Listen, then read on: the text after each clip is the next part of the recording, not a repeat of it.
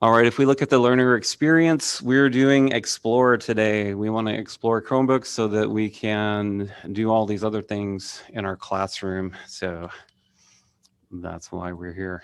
All right, what we're going to do is we're going to take a real quick look at the Chromebook itself, getting started, kind of where to start.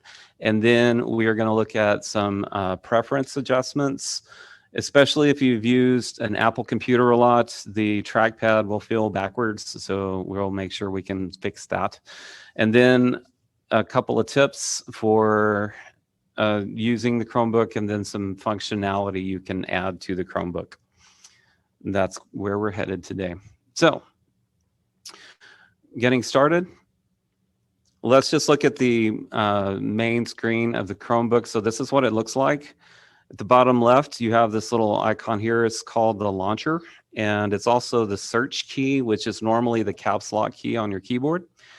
This bottom area is called the shelf, and these are called pins. They're like your shortcuts to either applications or web pages that you've put down here. There's a little area right here called the tote, and anytime you do a screenshot or a recording, it will kind of drop it right there for you to access very quickly. You can also pin files down here in this area that you're working on, so you don't have to go like open Google Drive and go through the right folder and all that kind of thing. You can access some of the stuff that you're working on right here in this area. And you have a quick little sign out here, and I call this the system tray. This is where you have your Wi-Fi and battery and your time, and you can click on that to get to more information. So what that would look like is, actually, let's talk about this first. When you open up this launcher, you can expand this page and it will show you all of your installed applications in any web pages you've bookmarked here. And it can be multiple pages long. So right here, this shows that I have 2 pages of these little icons. This area right here, when you click the search key, it's going to open this up. This is exactly like hitting Command Space on your Apple computer. And this is so you can just start typing in a file name that you need or an app that you need, and it will pop right up. If you click on the system tray at the bottom right, it will open up this little menu here. And this is where you can find things like how to turn it off and how to lock your screen. This little gear takes you straight to the settings menu, which we'll talk about a little bit today. It can show you your Wi-Fi connection. Another thing that's real important, so important things on this one, this gear and this little button right here that says screen capture. You also have your audio and your brightness settings there. So that's just a real quick look at the desktop and some of the features there that you'll see. Starting out with the Chromebook, this is my advice for the first thing you do when you get your hands on one. Raise your hand in the window if you have one already assigned to you. Not yet. Okay, I have one. Okay, good. I see 2. I see a couple of you. Okay. If you haven't done this yet, I would really encourage you to do this because it's not a Windows machine. It's not an Apple machine. It's Chrome operating system. And we need to understand how it's designed to work. And to do that, what you need to do is click on your little start key and then, or your search key. And then in the area right here, just type the word explore. And you'll see an app that looks like a little rocket here. And that's going to let you explore how it is designed to function. I would suggest you look at the sections for latest features, opening, saving, deleting files, and keyboard shortcuts. Those are going to be helpful to you to understand how it's designed to function. It's a little frustrating coming from like you're used to doing things a certain way on an Apple computer, and you jump over here and it's different. So understand how it's different, so that you can help students when they get stuck, or if you're using it on your own. Another place to look in this area where in Explore, you can open this little section that's called Help, and there's several other things that you can look at here. So let's just take a peek at this, like managing your apps, customizing your settings. The simulator is something I want to talk about as well. Or you can also click to those things right there. So these are just topic areas that will help you get started. One useful thing to go look at is when you go to the help section in Explorer, choose Learn on the simulator, and you want to look specifically for the tutorial, use your trackpad or your touchpad.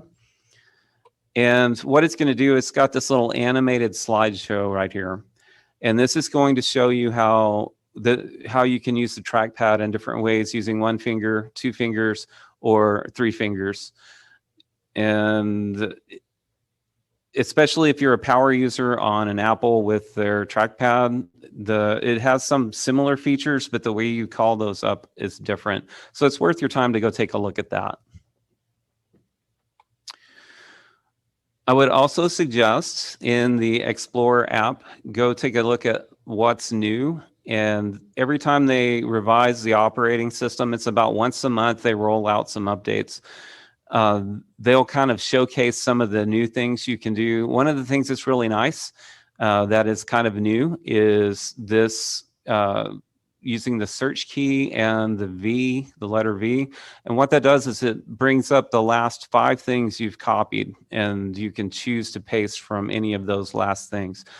So it's a real quick way to get a look at, hey, what did they just add? So currently they talk about how to do screenshots and how to do copying and pasting and some integrated research tools and that sort of thing.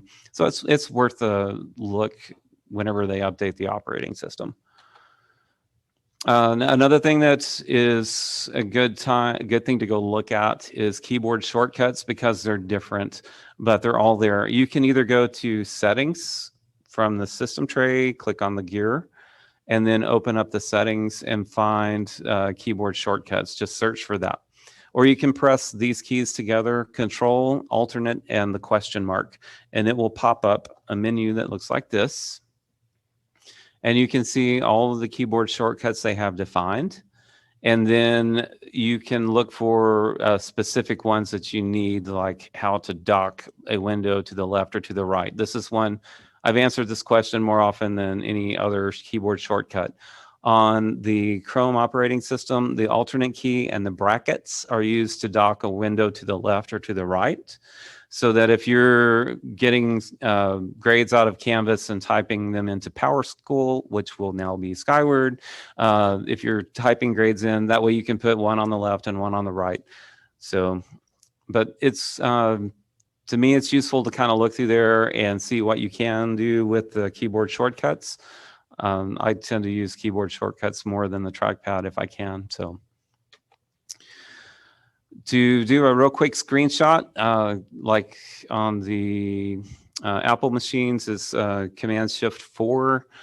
On these, it's Control and Shift, and then this button here is called the Show Windows button, and that will let you do a screenshot just like you do on an Apple. And we'll talk more about screenshots in a moment. Are we good so far? Can I get a thumbs up from people? Okay, good. All right, let's look at some preference adjustments. It's especially for the touchpad. So you would go to the system tray and click on the icon, the little gear icon. And what we're looking for are touchpad. Another one that's useful is displays. So we'll go to device and then touchpad. And in touchpad, the setting probably most of you are going to want to change is this right here, to enable reverse scrolling. And that will make it track the same way your Apple computer does. Okay, you also can see some other settings here, enable tap to click, dragging, that sort of thing, so you can adjust some of those trackpad features here. You can connect these to external displays and Promethean boards. I purchased a little connector like this. It's an HD TV adapter, so it has the USB Type-C connection, and you can connect it to an HDMI and a USB port and plug those directly into your Promethean boards. Using that setup, you can even use the pen, and it will recognize, you know, when you write and touch the board, it responds appropriately there. So if you are interested in connecting a Chromebook to your Promethean, this is a way to do that using some cables. So or if you want to, like me, I have older eyes, and the small screen is kind of tough on me, so it's nice to be able to connect it to an external display. When you do have it connected to an external display or a Promethean, you can go to settings and choose device and displays. And when you have a second display connected, you will have some more choices here, and you just pick on which one you click on which one you want to adjust, and you can set it as a mirror or an extended desktop or the primary display and make your laptop the secondary. And you can also adjust the size. If you connect it to a Promethean board, that's trying to render in 4K, so you'll have to adjust that display size to make your text not so teensy weensy. All right. Some tips I have for you guys. It does have a caps lock. The search key has taken the caps lock button place, but if you hold down alternate and tap the search button, that will activate your caps lock. Along the bottom right edge of your Chromebook, it'll give you an indicator showing you that the caps lock is active, and you can turn it off and on just with that keyboard shortcut. So it does have a caps lock. For screen recording, you're going to click on the system tray and screen capture. And it's going to pop up this little toolbar. You can do a screenshot, or you can record a video. You can do an entire screen, a region, or an active window. And then there's this little settings wheel here. This is really important. This little setting wheel right now only has one option, and it's to turn the microphone off and on. It defaults to off, and it's really frustrating when you record about 5 to 10 minutes of video and then realize there's no sound. So always check this to make sure your mic is on if you're doing video recordings. And you'll need to train your students to do that as well. So when you finish the screen capture, it's going to save it automatically, and it also copies it into the clipboard. Also at the system tray, it will appear as a notification. And that way you can just go click view in folder. There are local files here on the Chromebook, the ones under my files. And then there's also, it's integrated with Google Drive, and you can move things between your laptop and Google Drive real fluidly right here. But it will automatically save those. If you're doing a screen capture, it saves as a PNG file. If you're doing a recording, it saves as a WebM file, which is not the greatest quality, but for what we need from our students, it's generally going to be enough. Moving right along. Pinning, pinning is adding the shortcuts to your apps or specific web pages that you refer to frequently to the shelf at the bottom. So all you have to do is right click on one of your little applications here and choose pin to shelf, and that will put it along the bottom edge of your Chromebook. I was going to talk about one other thing. No, it's not there. I'll get to it later. All right. You can also do this with a web page. For instance, in science, we use a lot of simulations and that sort of thing. So if you want to have that as an app, you can also pin those to the shelf. And to do that, from Chrome, you're going to choose the three-dot menu. And then you're going to choose More Tools, and then Create Shortcut. And it's going to look like this. It will give you an opportunity to rename it to something meaningful. And you also have this choice to open as a new window.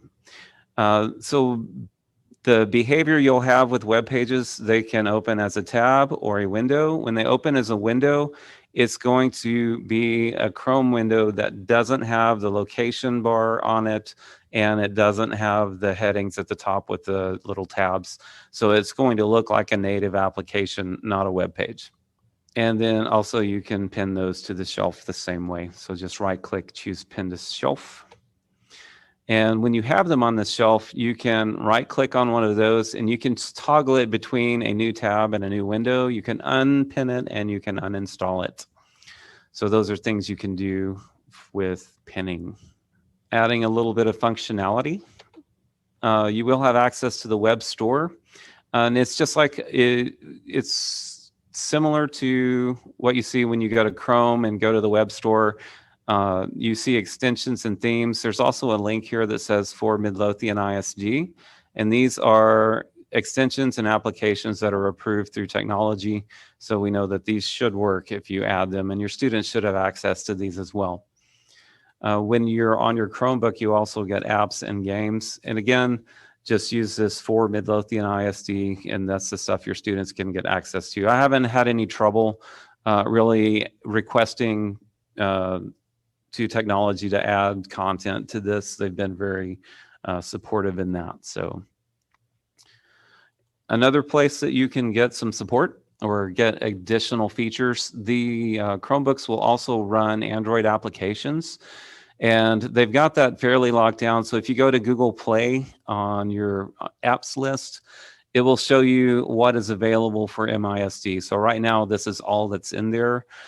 We will probably be getting an app called WeVideo to do video recording. It's kind of like iMovie. And it will show up here as an app that you will need to install and your students will need to install. It's pretty easy to use. That's a topic for another training. But just know that you can add applications through the Play Store as well. So again, I just want to wrap it up by saying start with that Explore application. Take a look at how it's designed to work. Work with the Chromebook, not against it. Don't try to make it act like an Apple. It's not an Apple, but try to understand. Work with it, not against it.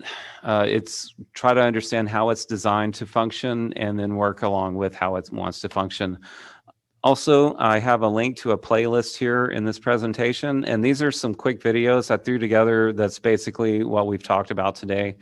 I tried to keep them under 2 minutes, so there's a few different things you can see there. So if you kind of missed it or want to see me do it again, there's that. Okay.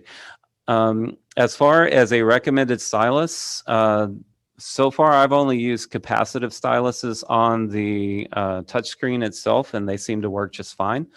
And like the pen with the little rubber nub on there. If you've connected it to the Promethean board, then the Promethean stylus works just fine as well. So I haven't seen any trouble there, but I haven't spent a lot of time using tablet mode.